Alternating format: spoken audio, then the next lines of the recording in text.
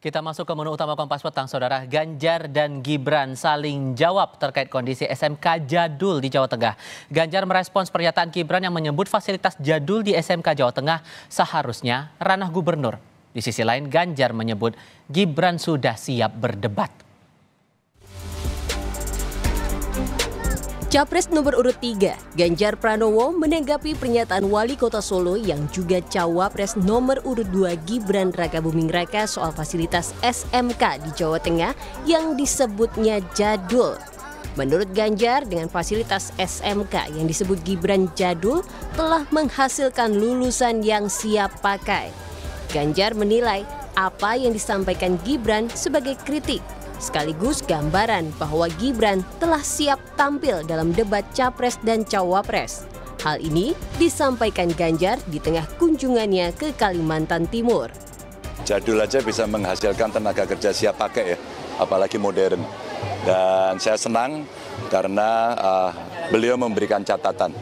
Jadi ini sangat bagus sekali buat saya. Kelihatan kalau beliau pun siap debat gitu ya. Jadi agak fitnah itu yang mengatakan beliau tidak siap debat gitu. Sebelumnya dalam dialog dengan para santri di Pondok Pesantren Asyidikiyah di Kota Tangerang, Banten 4 Desember lalu, Cawapres nomor urut 2 Gibran Rakabuming Raka menyinggung fasilitas komputer SMK di Jawa Tengah yang disebutnya jadul. Namun, saat dirinya menjabat sebagai wali kota Solo, pemerintah kota Solo telah mengganti komputer-komputer tersebut dengan yang baru. Dulu itu waktu awal-awal saya menjabat di Solo itu kita kunjungan ke beberapa SMK ya. Sebenarnya SMK itu bukan ranahnya wali kota sih, tapi ranahnya gubernur. Tapi karena keadaannya kurang baik, kami memberanikan diri untuk membuat konsorsium. Jadi itu isinya perusahaan-perusahaan besar. Jadi sebelumnya mungkin yang mohon maaf mungkin komputernya masih jadul atau alat-alatnya itu masih sangat tidak terupdate. Ini kita update semua. Saling kritik soal program antar pasangan Capres-Cawapres bisa jadi dasar pertimbangan bagi pemilih di Pilpres nanti, termasuk adu gagasan di forum terbuka antar Capres-Cawapres yang digelar publik. Tim Liputan, Kompas TV. Ganjar dan Gibran saling jawab terkait kondisi SMK jadul di Jawa Tengah. Lalu apa maksud dibalik respons jawaban Ganjar yang menyebut Gibran sudah siap debat? Kami akan diskusikan ini bersama dengan para narasumber. Saya sapa dulu untuk dua narasumber yang sudah bergabung lewat sambungan dalam jaringan. Sudah bergabung Ketua Prabowo Mania Immanuel Ebenezer dan juru bicara tim pemenangan nasional Ganjar Mahfud Ciko Hakim. Abang-abang sekalian, selamat sore, apa kabar? Selamat sore, kabar baik. Terima kasih sudah bergabung. Sementara di studio juga sudah bergabung saat ini Direktur Eksekutif Parameter Politik Indonesia, Adi Praitno. Mas Adi, apa kabar? Apa kabar, Tifal? Alhamdulillah, sehat selalu. Kabar baik, terima kasih sudah bergabung semuanya. Saya ke Anda dulu, Bang Noel. Jadi sentilan soal program SMK dari Mas Gibran itu tujuannya buat apa? Jadi kan yang dibicarakan kan misal kayak komputer yang sudah tua, sudah tidak layak pakai, dia berharap siapapun nanti pemimpinnya itu bisa membenahi soal fasilitas-fasilitas di pendidikan di SMK, khususnya di Solo, kemudian Solo di general ya Jawa Tengah, ya iya Jawa Tengah. Nah, Mas Ganjar meresponnya menurut saya positif-positif aja gitu, tidak ada yang lebay lah ya menurut saya. Tapi kan Ganjar mengklarifikasi bahwa Mas Gibran itu sebenarnya orang yang siap dengan debat, apalagi beliau menyampaikan data dan fakta terkait SMK yang komputernya lantas alat peraga pendidikannya itu sudah sangat tidak relevan lah, kira-kira gitu. Jadi apa yang disampaikan Bang Noel, terputus audionya Bang Noel, mohon maaf, kita akan coba perbaiki komunikasi dulu dengan Bang Noel. Tapi kalau merespons dari pernyataannya yang disampaikan oleh Mas Gibran tadi, Bang Ciko, Anda meresponnya gimana? Betulkah ini sebuah semacam warming up dari Gibran bahwa dia ternyata siap debat loh? Begitu dari TPN meresponnya? Bagi kami, kita membahas sedikit ya kemarin ya ketika mendengar respon statement Gibran, dan kami menganggapnya ini keren. Ini keren dan inilah yang kami tunggu-tunggu, dan saya yakin ini yang rakyat Indonesia dan pemilih menunggu-tunggu dari Gibran, untuk beliau menyampaikan gagasan, ya kan, mulai menunjukkan diferensiasi antara dirinya dengan kandidat-kandidat lain di kontestasi Pilpres ini, dan ini akan menjadikan kontestasi Pilpres ini semakin menarik dan seru. Dan ini saya rasa suatu nilai tambah untuk Gibran. Dan kalau boleh saya saran gitu ke Noel, ke teman-teman di TKN, ini harus sering-sering dilakukan karena gini. Dan ini kan dia tampil dan membicarakan sesuatu yang substantif gitu ya. Entah masalah itu benar 100% atau tidak, itu nanti silakan diperdebatkan oleh Pak Ganjar maupun oleh Gibran, karena mereka yang lebih tahu apa yang terjadi di Solo maupun Jawa Tengah. Tapi pada prinsipnya ini sangat baik dan positif. Dan ini akan menepis gini loh, kalau sampai Prabowo Gibran itu menang, tapi dalam perjalanan kampanyenya tidak pernah ngomong apa-apa, orang akan curiga akan kecurangan. Nah, kalau begini kan seru. Ini ada tektokan, ada kritikan yang berbasis data, ya kan? Dan ini bisa diperdebatkan. Nah, ini yang kami tunggu-tunggu supaya ini juga lebih terus digencarkan oleh Gibran, karena masyarakat tentu sebenarnya sudah bosen dan muak juga dengerin yang ngomong cuma Noel terus gitu ya. Dia pengen dengerin Gibran ngomong. Oke, Bang Noel tadi sempat terpotong tadi. Apa yang mau dijelaskan termasuk merespon dari pernyataan Bang Ciko tadi? Ya, saya rasa gini, apa yang dilakukan, apa yang disampaikan Mas Gibran itu kan terkait data yang ada di Kota Solo. Di Kota Solo itu SMK-nya sebelumnya biaya pendidikan, anggaran pendidikan kita kait pendidikan alokasikan, kenapa kok misalnya kayak komputer dan sebagainya itu masih jadul. Nah, itu menjadi masukan Mas Gibran, siapapun nanti pemimpinnya, entah Mas Ganjar atau Prabowo atau Mas Anies, ayo kalau kita bicara tentang semangat untuk Indonesia, apalagi menghadapi 2045 Indonesia unggul, ayo kita kuatkan fasilitas-fasilitas yang kiranya menopang untuk Indonesia ini maju, kelompok milenial maju, Gen Z maju. Nah, jangan juga tertutup soal hal itu. Dan juga tidak kalah penting apa yang disampaikan Mas Ganjar bahwa Mas Gibran itu tidak takut debat, dan itu sudah disampaikan, sudah terkonfirmasi lah bahwa Mas Gibran itu selalu bicara sesuatu itu berbasis data, berbasis fakta. Jadi tidak ajak ujuk dia menyampaikan untuk menyindir seseorang, nggak ada. Ini karakternya, ini kan orang Jawa yang sangat santun ya. Apalagi biar gimana pun Mas Ganjar itu dianggap ya seniornya. Jadi kita ke depan ini mau bicara hal-hal yang ya programatik lah, biar agar kenapa? Ke depan ini lebih baik pemilunya. Tadi apa yang disampaikan Mas Gibran itu realita yang ada di Kota Solo. Begitulah. Nah, menangkapnya juga, Anda menangkap demikian Mas Adi, apakah ini sebatas memang betul adu gagasan yang coba dibikin warming up pemanasannya begitu oleh Gibran, atau ada hal lain? Ya, saya kira memang dalam politik itu tak ada yang kebetulan. Jadi sekalipun statementnya Gibran itu hanya bicara tentang kondisi keadaan komputer yang jadul di Solo, tapi kan publik memaknai ini bukan hanya sebatas Solo, bukan hanya sebatas tentang komputer yang jadul, tapi pesan politiknya adalah ini sebagai bentuk kritik terbuka yang disampaikan Gibran kepada Ganjar. Karena apapun ketika ditanya tentang kondisi komputer, kan Gibran bicara, ini mestinya wilayahnya gubernur, yang kita tahu bahwa Ganjar adalah sebagai gubernur Jawa Tengah 2 periode berturut-turut. Jadi bagi saya ini adalah soal bagaimana Gibran mengkomunikasikan kepada publik kritik-kritiknya yang sudah mulai bermunculan. Dulu kita membayangkan Prabowo Gibran ini kan tidak mau colek-colek lawan lah. Yang sering colek-colek ini kan kubunya Pak Ganjar dan kubunya Pak Amin, yang saya kira memang dalam begitu banyak forum-forum terbuka, mereka selalu menarasikan sesuatu hal yang berjarak dan berbeda secara diametral dengan Prabowo, dengan Gibran, dan bahkan dengan Jokowi. Nah, ini tentu menarik. Kenapa kemudian Gibran, sekalipun itu dianggap hanya sebatas bicara tentang hal-hal yang sifatnya faktual, tapi bagi publik ini adalah sebagai bentuk kritik terbuka bahwa Gibran pun bukan orang yang bisa berdiam diri dengan kondisi yang ada.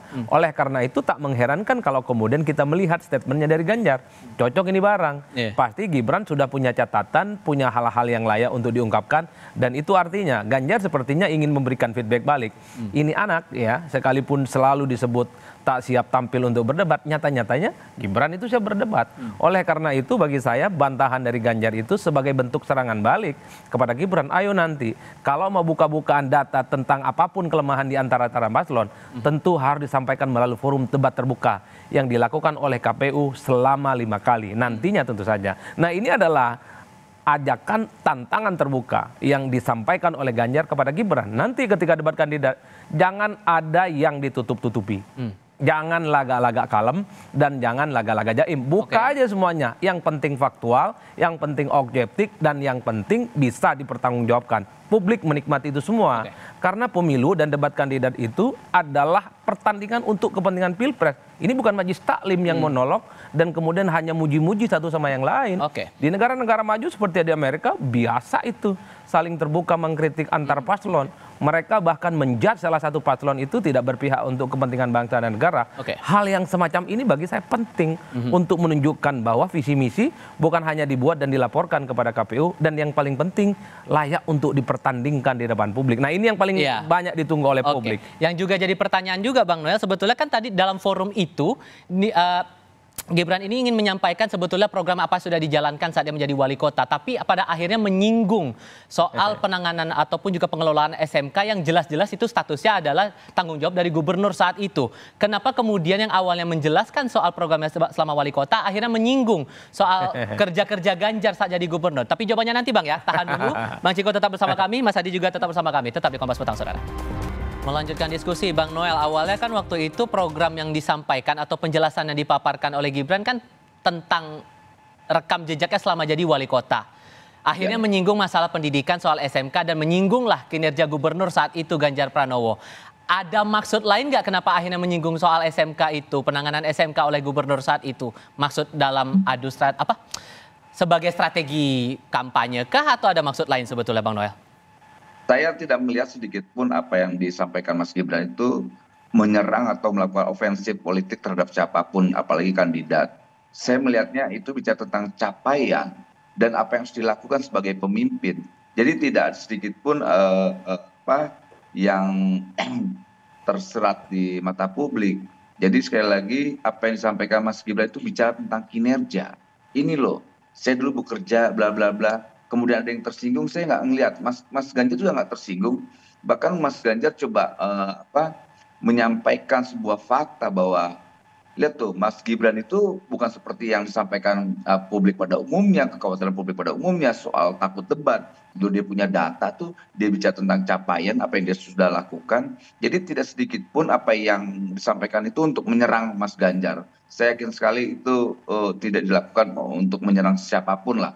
Dia bicara tentang realita apa yang sudah dicapai dan apa yang sudah dilakukan. Apalagi ketika beliau menjadi wali kota, setahun kalau nggak salah itu Pak Jokowi tidak mau nemuin dia.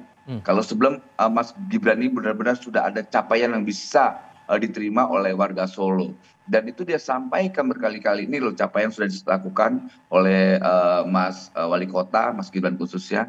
Jadi tidak ada maksud untuk sedikit pun menyerang siapapun. Selain soal pendidikan, berarti catatan kritis berikutnya dari Mas Gibran, apalagi tentang Ganjar saat menjadi gubernur waktu itu? Ya, saya sih hanya tetap pada posisi yang selalu positive thinking lah ya. Karena biar gimana pun yang namanya pemerintahan di Jawa Tengah kan harus mereka saling sinergi, tidak saling menegasikan satu sama lain. Apalagi Mas Ganjar itu gubernur Jawa Tengah, kemudian Pak Wali itu Mas Gibran itu wali kota. Pasti ada terkait anggaran yang bisa disinergikan, apalagi terkait pendidikan, pengembangan Jawa Tengah. Karena skupnya Mas Gibran itu Solo, ya dia akan fokus di wilayah Solo. Karena cakupan Mas Ganjar itu Jawa Tengah, ya mungkin lebih luas cakupannya. Hanya itu aja sih saya rasa. Bang Ciko, ini kan udah ada catatan kritis soal pendidikan dari Gibran begitu. Kalau kemudian ada catatan kritis berikutnya, apakah dari TPN merasa terganggu? Enggak sama sekali. Bahkan gini, tapi kan tadi saya sampaikan, apa yang disampaikan Gibran tadi bukannya tidak benar, tapi kan tidak mungkin tidak 100% kejadian yang sesungguhnya. Karena sebenarnya kan pembentukan konsorsium di Solo tersebut ketika untuk pengadaan komputer itu bersama-sama juga dengan Pak Ganjar. Tapi nanti itu biar aja, nanti makanya Pak Ganjar bilang, nah ini menarik dan ini silakan nanti kita saling buka dan kita bisa adu gagasan, adu rekam jejak, dan apa yang disampaikan itu nanti bisa disinkronkan. Tapi ini it's a good start. ini awal yang bagus menurut kami dalam kita bicara dalam koridor demokrasi kita, dan ini memajukan demokrasi kita, memajukan cara-cara kampanye kita. Ini adalah progres di masa kampanye. Ini yang selama ini Mas Gibran ini kan dilihat nggak pernah mau datang ke acara debat, ya kan? Ketika orang belum mulai kampanye dia ngumpulin kepala desa, ya kan? Ketika mulai kampanye dia kerja. Nah justru ini tindakan-tindakan ini saya rasa akan menjadi lebih baik kalau Mas Gibran lebih banyak bicara gagasan dan pencapaian-pencapaian beliau, dan ini apapun itu isinya kami menerima, ya kan? Tinggal kami sanggah aja kalau itu nggak benar. Jadi ini bagian dari strategi kampanye menurut TPN, Bang Ciko? Bagi Gibran, ya seperti Mas Adi Pray tadi sampaikan, tidak ada yang kebetulan dalam politik, ya kan? Orang mengeluarkan statement walaupun pendek, ya kan, sentil-sentilan dan lain-lain, itu semua harus dipikirkan karena masa kampanye ini sangat pendek untuk tidak kita merumuskan apa-apa yang akan kita kerjakan maupun katakan di publik. Oke. Kalau menurut Anda Mas Adi, ini sebagai upaya Gibran untuk menjatuhkan elektabilitas Ganjar atau justru berbalik atau gimana sebetulnya? Secara umum begini, dalam teori komunikasi politik, Pilpres itu semacam pertandingan orang yang panjat dinding. Satu sisi dia naik merangkak, tapi pada sisi yang lainnya kalau bisa lawan-lawannya itu diturunin, di downgrade. Nah ini yang lazim dilakukan dan terjadi pada semua calon.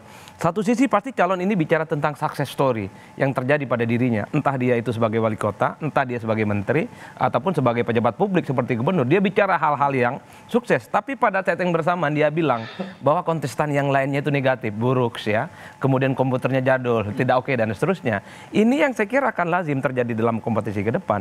Begitupun dengan kubu-kubu yang lain. Kubu Anies misalnya juga sering mengatakan bahwa Anies adalah gubernur yang terbukti di Jakarta dan yang lain tidak pernah terbukti. Begitupun dengan Ganjar. Ganjar adalah orang yang 2 kali jadi gubernur, 2 kali jadi anggota dewan, yang nyaris tidak pernah terjadi pada calon-calon yang lain. Yang ingin saya katakan adalah ini adalah hal rumlah dalam komunikasi politik.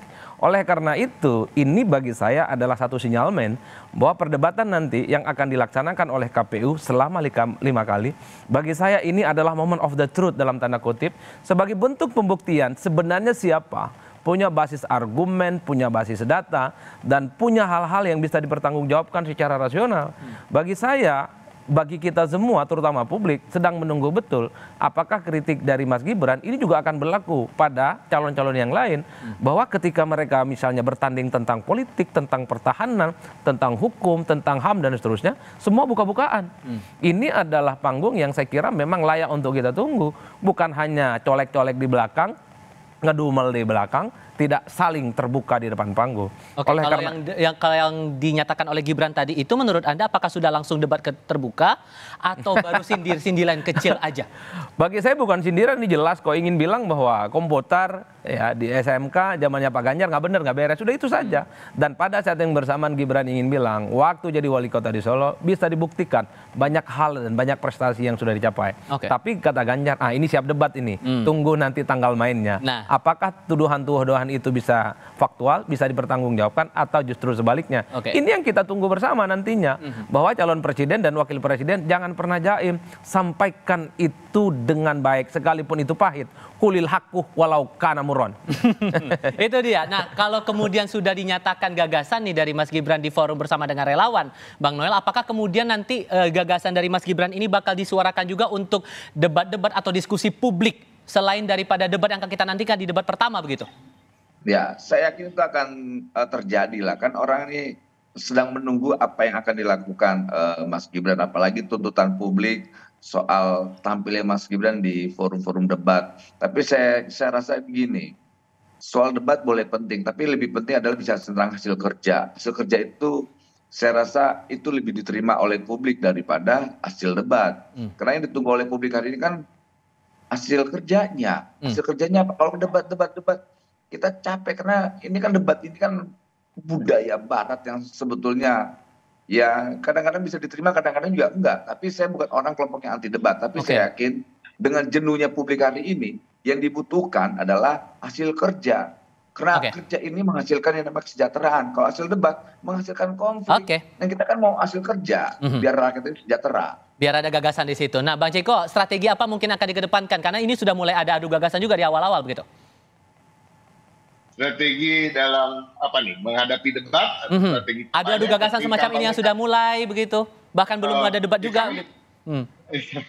Bagi Pak Ganjar dan Pak Mahfud kan udah terbiasa dengan adu gagasan, menyampaikan visi misi setelah kampanye atau di masa kampanye mereka selalu mengelaborasi kepada publik apa yang mereka akan kampanyekan ketika berkunjung ke Nusa Tenggara Timur misalnya. Membicarakan fokus soal pendidikan, kesehatan, dan kesetaraan bagi perempuan maupun disabilitas.